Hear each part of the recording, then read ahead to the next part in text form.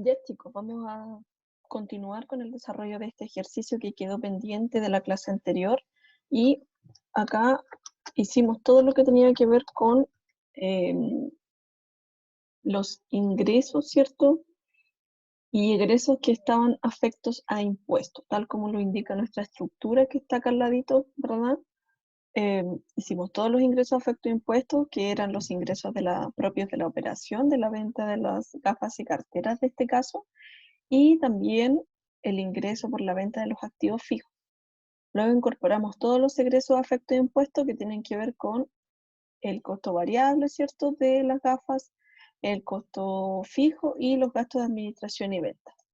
También incorporamos los gastos no desembolsables que hacen referencia a estos tres que están destacados acá en verde, que son la depreciación que está asociada, ¿cierto?, a los activos fijos, la amortización de los gastos de organización y puesta en marcha, que tiene relación, ¿cierto?, con la inversión de los activos intangibles, y finalmente el valor libro, que es el resultado en el fondo, ¿cierto?, o el valor contable de nuestros activos al momento que se liquidan. En este caso hay dos liquidaciones de activos, una en el año 2, donde se renueva un mobiliario, y otra a final del periodo cuando se venden todos los activos fijos.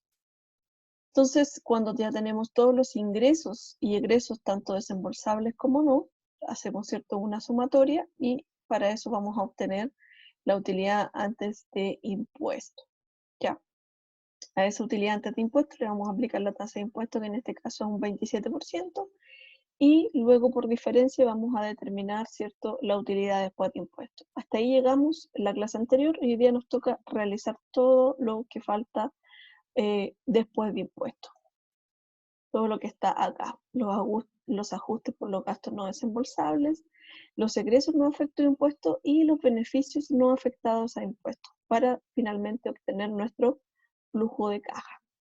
Entonces, los ajustes de los gastos no desembolsables, dijimos que estos gastos servían para rebajar impuestos, es un beneficio tributario, de alguna manera un beneficio eh, tributario o un incentivo a la inversión, tanto de activos fijos como de intangibles, para poder rebajar impuestos por la depreciación, ¿cierto?, el desgaste que van generando estos a través del tiempo. Entonces, acá en el ajuste de los gastos no desembolsables, como solo se utilizan para efectos de rebajar la base imponible y pagar menos impuestos, lo que tenemos que hacer es que este ajuste finalmente, o estos datos, queden ajustados a cero. Para ello, si antes de impuestos estos van restando los ingresos, después de impuestos van a ir sumando, ¿cierto?, la utilidad, de manera que si antes de impuestos están en negativo y luego después de impuestos están en positivo, el ajuste, ¿cierto?, matemático es cero finalmente, y de esa manera no afecta a nuestro flujo real. Entonces acá, para que nos quede positivo, vamos a poner menos la depreciación, menos la amortización y menos el valor libre. No importa que no haya valor, ¿cierto? Es para facilitar después la copia, ¿cierto?, de la fórmula. Entonces acá simplemente arrastramos la fórmula o la copiamos. Una vez que ya tenemos todo eso, vamos a ir a nuestras inversiones. ¿Qué inversiones tenemos? Tenemos las inversiones de activos fijos, una intangible, que en este caso están representadas por los gastos de organización y puesta en marcha, y finalmente la inversión en capital de trabajo. Esos son los tres ítems de inversión. No necesariamente tienen que estar todos en un flujo. En este caso están los tres ítems, pero eso no siempre va a ser así. Y también se considera la recuperación del capital de trabajo como al final del periodo, ¿cierto?, de todas las inversiones que se realicen durante el proyecto. Entonces vamos acá a registrar todas las inversiones, activos fijos y gastos de organización y puesta en marcha. Ya lo tenemos listo, solo tenemos que traspasar el dato al flujo de caja. Donde nos vamos a detener a hacer un cálculo es en el capital de trabajo. Entonces vamos a simplemente acá, en el periodo 0, recuerden que eh, cuando revisamos las etapas en la evaluación de proyecto, en la etapa de preinversiones, donde se hacen todos los estudios que nos van a permitir justamente obtener todos estos datos, ya de ingresos, de ventas, de costos, de inversión, etcétera. Entonces, luego viene la inversión, ¿cierto? Que es en el periodo 0, y luego la ejecución, que es a partir del periodo 1. Entonces, todas las inversiones se deben realizar un periodo antes de que se vayan a ejecutar. Entonces, vamos a tomar los activos fijos iniciales, ¿verdad? Para el periodo 0, y los vamos a registrar en valor negativo porque es un egreso. Luego, la otra inversión que hay en activos fijos durante el proyecto, ambas son en el periodo 2, por eso las podemos sumar, y las vamos a registrar en el periodo 2. Ahí lo colocamos, ¿ya? Y periodo 2. Y finalmente, para los gastos de organización y puesta en marcha, hacemos lo mismo. Acá está la inversión inicial de los gastos de organización y puesta en marcha y simplemente traspasamos el dato. Efectivamente, por eso la importancia de hacer, ¿cierto?, las tablitas o estos cálculos previos antes del flujo, porque nos van a permitir ir traspasando datos simplemente a nuestro flujo de. Luego, para el cálculo del capital de trabajo, efectivamente, aquí sí tenemos que hacer un cálculo distinto. Dice acá en la instrucción, el enunciado del ejercicio dice, el capital de trabajo corresponde al 10% de los ingresos operacionales de cada año. Entonces, para hacer el cálculo, vamos a tomar los ingresos de cada año, dice, los ingresos operacionales de cada año, vamos a sumar los ingresos del periodo 1 y los vamos a multiplicar por el 10% o un 0,1. También lo vamos a hacer por menos 0,1 para que quede negativo, porque también es un desembolso o inversión que se debe realizar. Y ahí está la primera inversión en capital de trabajo para el periodo 1. Entonces, ¿qué quiere decir esto? Dado que existe un periodo que es diferido entre los ingresos que va a generar el proyecto, pero igualmente necesito cubrir ciertos costos antes de recibir esos ingresos, es porque por eso es que se hace de vital importancia tener estos recursos que se denominan capital de trabajo y que son parte de la inversión, ¿ya? No se deprecian, no se amortizan, no ocurre nada de eso con la inversión en capital de trabajo. Lo que sí ocurre es que al final se recupera, ¿ya? Puesto que después este capital de trabajo de alguna manera se va diluyendo con el flujo de caja o los ingresos que va generando el proyecto, ¿ya? Entonces, la diferencia es que para el segundo año o para el primer año, ¿cierto?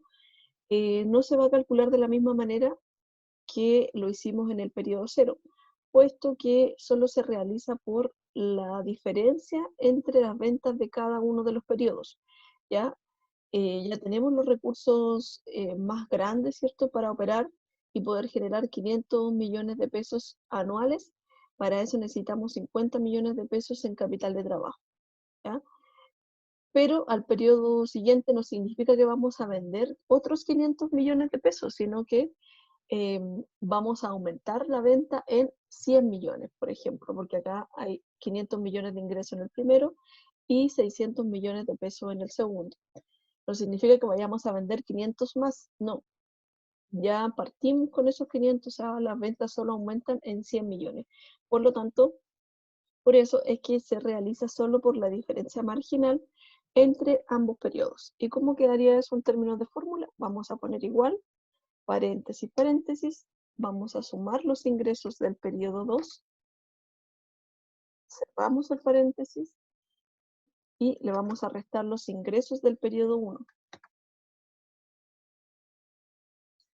Cerramos el paréntesis, ¿cierto? Y eso lo vamos a multiplicar ahora por el 10% o 0,1%, ¿ya? Y ahí tenemos que la inversión en capital de trabajo para el periodo 1, ¿cierto?, que es para cubrir las necesidades del periodo 2, es de 10 millones de pesos porque solo se calcula por la diferencia marginal que existe entre los ingresos del periodo 2 y del periodo 1. Para el siguiente periodo se saca en relación a los ingresos del periodo 3 respecto de los ingresos del periodo 2. Para ello no es necesario hacer nuevamente la fórmula, sino que la podemos copiar hasta el periodo número 4, ¿ya? Si usted se fija, acá en el periodo 3 nos da 0, porque las ventas del periodo 3 y del periodo 4 son iguales. Por lo tanto, yo no necesito hacer inversión en capital de trabajo. Y por último, ¿cierto? La última línea de este flujo de caja dice relación con la recuperación de ese capital de trabajo, ¿ya?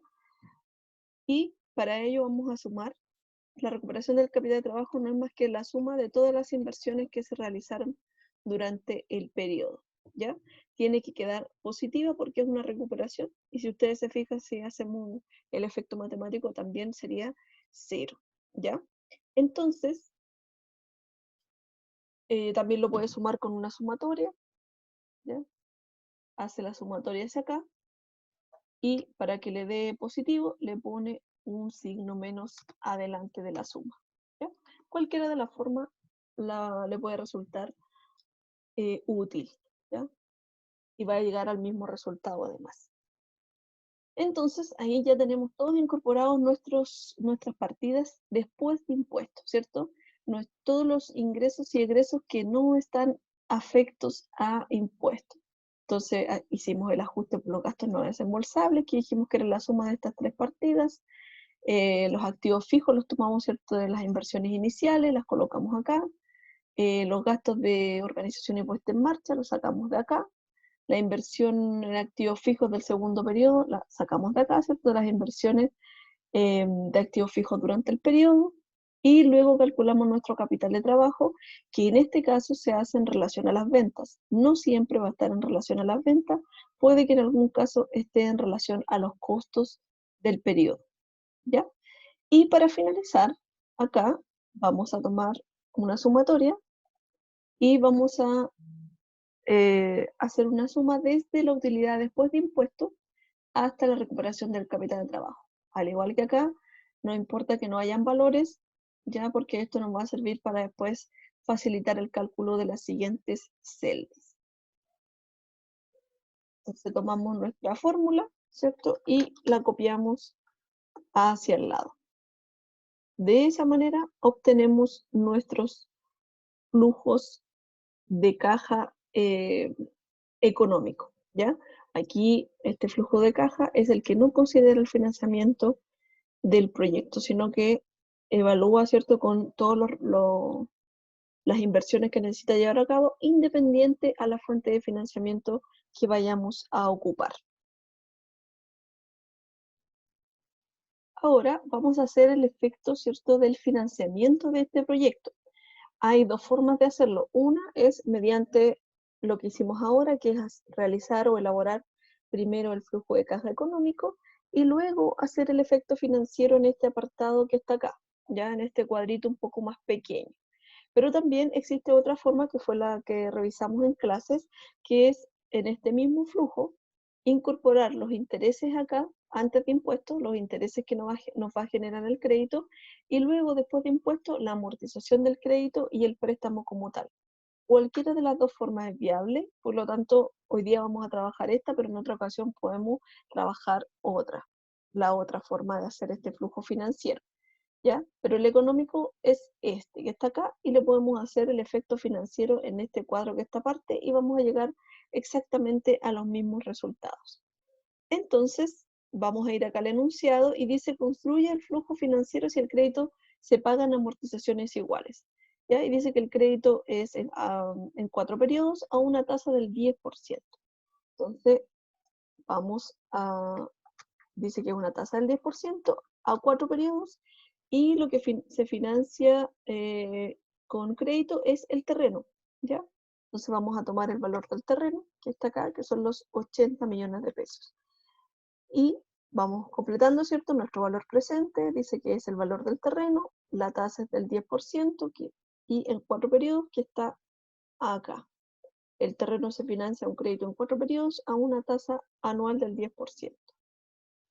Y, bueno, otro dato importante que dice: construya el flujo de caja financiero si el crédito se paga en amortizaciones iguales.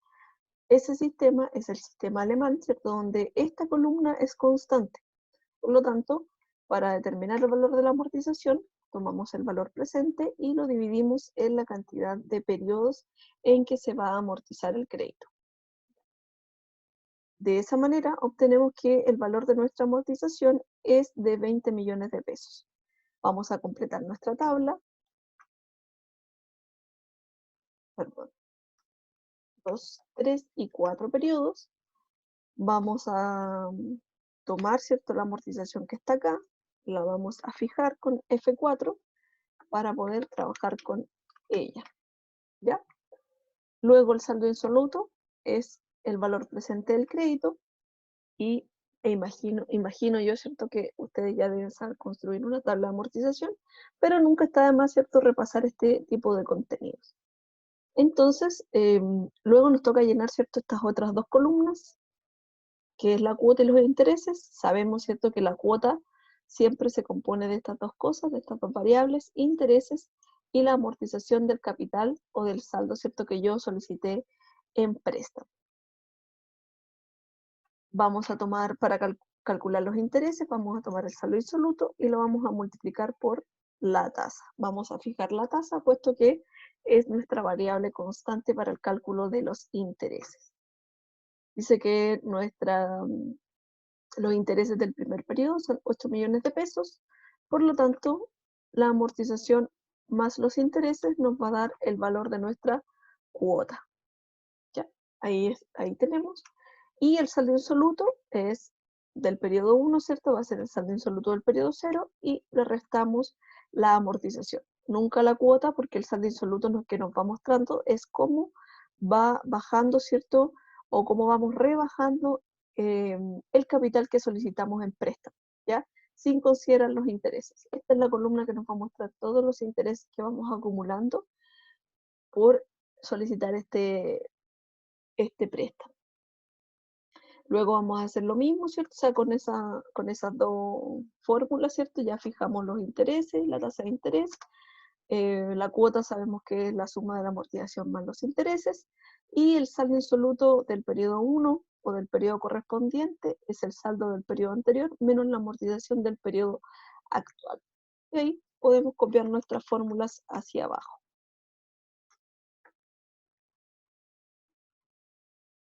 Y ahí tenemos, ¿cierto?, nuestra tabla de amortización lista.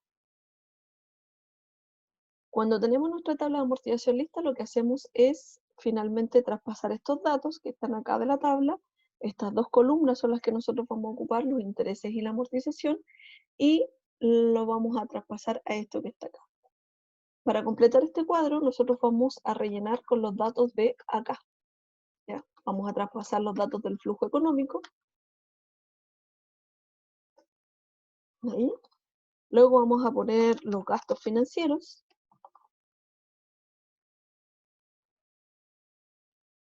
O intereses. Luego vamos a poner el ahorro de impuestos o beneficio tributario, generando una tasa también del 27%. Vamos a poner la amortización del préstamo.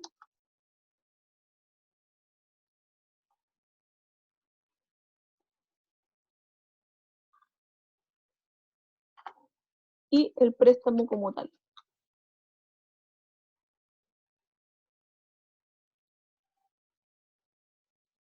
Y acá vamos a colocar el flujo de caja financiero. Entonces ahí tenemos todos los datos que necesitamos para completar, ¿cierto?, el efecto que se va a generar por este crédito, ¿ya? Entonces, los gastos financieros simplemente los vamos a traspasar desde la tabla con el signo menos porque también es un egreso, hay que pagarlos, ¿ya? Entonces vamos a pasar 8 millones, 6 millones, 4 millones y 2 millones. Yo sugiero que cuando les toque hacer esto para efectos de su encargo, siempre dejen los datos enlazados, porque en caso de que tenga un error y lo corrija en la tabla o en cualquiera de los lugares de acá, le va a cambiar en el flujo de manera automática, ¿ya? Y se evita un error, porque también podría copiar los datos como valores o escribirlos, digitarlos, pero eso siempre me va a generar un mayor riesgo en términos de error, ¿ya? ¿Qué otra cosa vamos a sacar de la tabla? Vamos a sacar la amortización del préstamo, que son 20, 20. Bien podría fijarlo y copiarlo hacia el lado porque son todas las amortizaciones iguales, ¿ya? No así cuando la cuota es igual, ojo. Y finalmente el préstamo que está acá como valor presente, ese préstamo no se pone en negativo porque no es un egreso para la empresa. Por el contrario, ¿cierto? Es un ingreso. El banco me está finalmente entregando ese dinero para que yo pueda realizar este proyecto, ¿ya? Por lo tanto, no es un egreso. ¿Qué nos queda calcular acá? Es el ahorro de impuestos. Y el ahorro de impuestos, dijimos en la clase cuando vimos todo en el fondo el marco teórico de la elaboración de un flujo de caja, los intereses, al igual que la depreciación, la amortización y el valor libro, me generan un beneficio tributario que es poder rebajarlo de impuestos. Entonces, para poder hacer una rebaja de esto, vamos a tomar los intereses o los gastos financieros y lo vamos a multiplicar por menos 0,27. De manera que eso me dé positivo. Ese es el ahorro de impuestos que yo estoy generando gracias, ¿cierto?, al crédito que estoy solicitando de préstamo, ¿ya? Entonces, simplemente después copiamos la fórmula y esos son los beneficios tributarios o ahorro de impuestos que yo genero por haber solicitado ese crédito. Ahí completamos nuestro flujo de caja financiero, ¿cierto? Todas las partidas que se necesitan para completar este apartado del flujo económico, de manera que me pueda mostrar, ¿cierto?, la diferencia entre cada uno de los flujos. ¿Qué nos queda? Solamente determinar el flujo de caja financiero, que en ese caso, y muy parecido al anterior, vamos a tomar el flujo de caja económico, vamos a hacer una sumatoria, y desde el flujo de caja económico hasta el préstamo vamos a generar esta suma y la vamos a replicar para el resto de los periodos. ¿Ya? Y ahí tenemos, chicos, nuestro flujo de caja financiero